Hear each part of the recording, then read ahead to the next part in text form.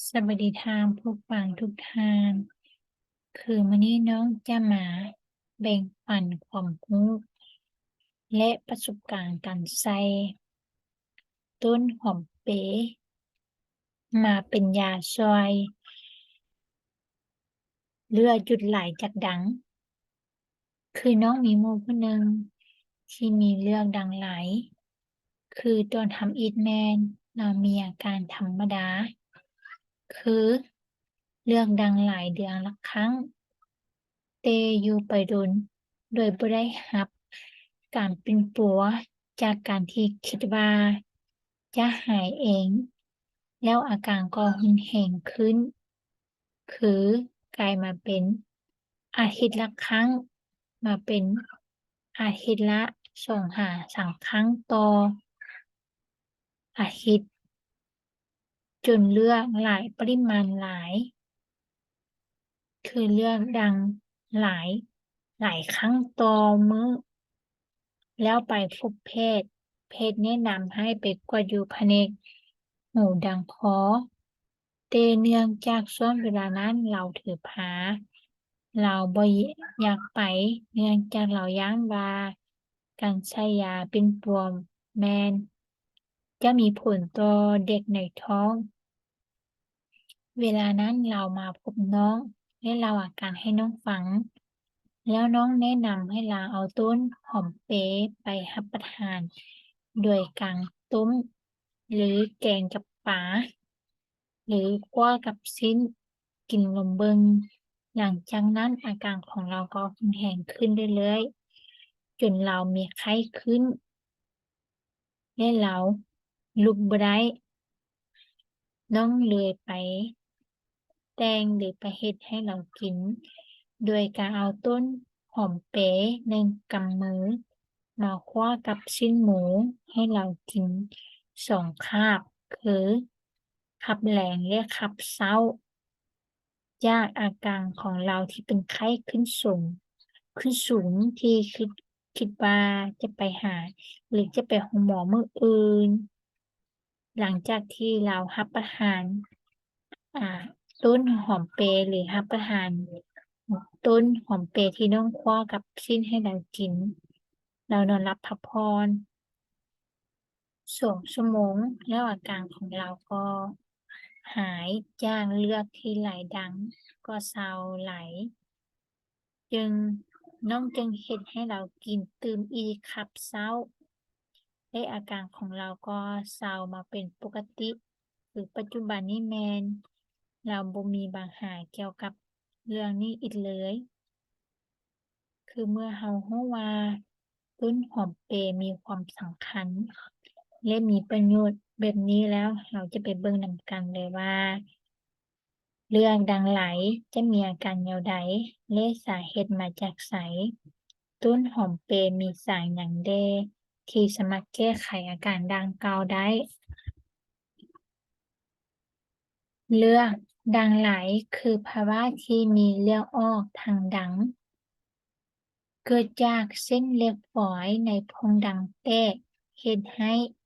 มีเลือดดังไหลครั้งหนึ่งหรือ2ครั้ง สามารถพบได้ทุกเพศทุกวัย ทุกอายุทางเพศชายและเพศหญิง เลือดดังไหลแบ่งได้เป็น2ชนิด ตามตำแหน่งที่หลอดเลือดจิตขาดคือ เลือดออกทางส่วนหน้าของดัง พบได้ 90% ของเลือดดำไหลทั้งหมด เกิดจากการฉีกขาดของเส้นเลือดบริเวณด้านหน้าของผนังกั้งทรงดัง มักพบได้ในเด็กและผู้ใหญ่ที่มีอายุน้อยส่วนหลาย เกิดจากการกวดน้ำมูก หรือคนเจ็บจะมีอาการคือ มีเลือดสดๆไหลออกทางหูดังครั้งเดียวหรือ2ครั้ง ถ้าเลือดออกหลาย อาจมีเลือดบางส่วนไหลลงคอได้ ภาวะนี้พบได้หลาย แต่ ความรุนแรงจะบ่หลาย เพราะมีเลือดออกเพียงเล็กน้อยและสามารถหั้นได้ง่าย ส่วนเลือดออกจากส่วนหลังของดังแม่นพบได้ 10% ของเลือดดังทั้งหมด เกิดจากการฉีกขาดของเส้นเลือดบริเวณที่อยู่ลึกเข้าไปในโพรงดัง มักพบในผู้สูงอายุซึ่งมักมีสาเหตุจากควันดังเลือดสูง คือในกลุ่มนี้เลือดจะไหลออกมาเอง โดยบ่มีปัจจัยนำมาก่อน คนเจ็บจะมีอาการคือรู้สึกว่ามีเลือดไหลลงไปในคอแต่ถ้าเลือดออกหลายอาจมีเลือดบางส่วนไหลออกทางหูดังได้ ภาวะนี้พบได้น้อยแต่มีความรุนแรงกว่า สาเหตุ สาเหตุที่เกิดจากสาเหตุเฉพาะที่ในดังคือ การระคายเคืองหรือการบาดเจ็บต่อเนื่องดังได้แก่การข่วงน้ำมูก หรือผู้ที่มีนิสัยมักข่วงน้ำมูกจะมีน้ำมูกแห้งเมื่อข่วงออกจะเกิดเพลลอกมีเลือดตามมา การสั่งน้ำมูกแห้งๆ การเปลี่ยนแปลงอาการอย่างกระทันหันเช่นระหว่างการขึ้นเครื่องบินหรือการดำน้ำ การได้รับอุบัติเหตุที่หัวและใบหน้า แล้วไปถึกที่โพรงดังหรือโพรงไซนัสก็เฮ็ดให้มีเลือดออกได้ หรือมีสิ่งแปลกปลอมในหูดัง สาเหตุที่สองคือการอักเสบและติดเชื้อที่บริเวณโพรงดังเช่นโพรงดังอักเสบจากภูมิแพ้หรือเป็นหวัด ก็จะเฮ็ดให้มีเลือดออกมาเลี้ยงโพรงดังหลายขึ้น จึงมีเลือดข้างที่เนื้อหุ้มดังเลือดและเนื้อหุ้มพุงอากาศข้างดังหะสั่งน้ำมูก หรือจางอย่างรุนแรงอาจเฮ็ดให้เลือดดังไหล หรือมีน้ำมูกปนเลือด สาเหตุที่สามคือภาวะอากาศหนาวหรือความชื้นต่ำก็เฮ็ดให้เนื้อหุ้มดังแห้ง เฮ็ดให้มีเหนียวนุ่มที่จะเฮ็ดให้เลือดออกได้ง่าย สาเหตุที่สี่คือถ้ามีความผิดปกติทางกายประสาทคือผนังกั้งทรงดังมีการโค้งหรือเป็นเส้นแหลม ก็เฮ็ดให้โพรงดังข้างในมีพื้นที่แคบลง ลมหายใจหรืออากาศที่ผ่านเข้าออกจึงหลายและไวกว่าเฮ็ดให้เนื้อหุ้มดังแห้งหลาย เฮ็ดให้มีสะเก็ดและมีเลือดออกได้ง่าย หรือในแม่หญิงถือผ้าคือเลือดดังไหลได้ง่ายกว่า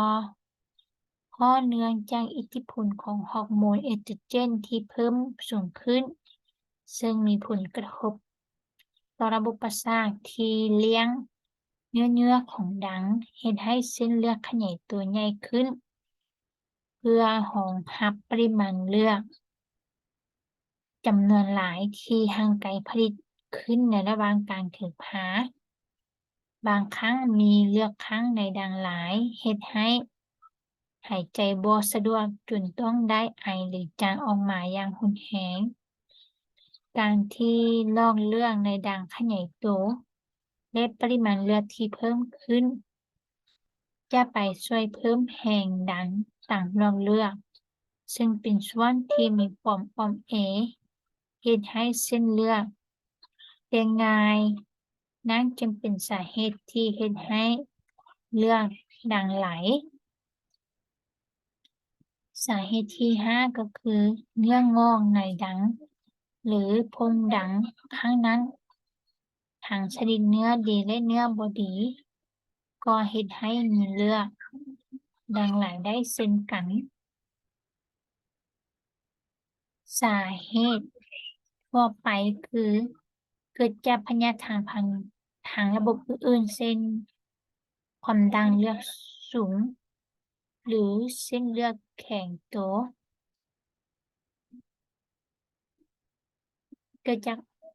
พยาธิเลือดที่เฮ็ดให้เลือดออกง่าย เช่นการแข็งตัวของเลือดผิดปกติ ภาวะเกล็ดเลือดต่ำกันได้หากยาต้านการแข็งตัวของเลือด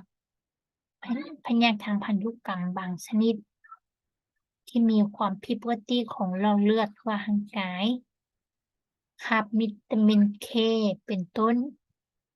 ในกลุ่มนี้คนเจ็บมักมีเลือดออกผิดปกติบริเวณอื่นร่วมด้วยเช่นเลือดออกตามเส้นแค้วหรือมีจุดเลือดออกตามตัวเป็นต้น หรือพยาธิบางชนิดเช่นพยาธิตับแข็ง หรือพยาธิหัวใจเป็นต้น ต้นหอมเป๊ะคือมันจะอุดมสมบูรณ์ไปด้วยสารฟลาโวนอยด์และเบต้าแคโรทีน คือมันจะไปช่วยต้านการอักเสบ จึงมีส่วนช่วยเฮ็ดให้เลือดหยุดไหลได้ ขอบใจมันยังทาน ที่รับชมตั้งแต่ต้นจนจบการนำเสนอ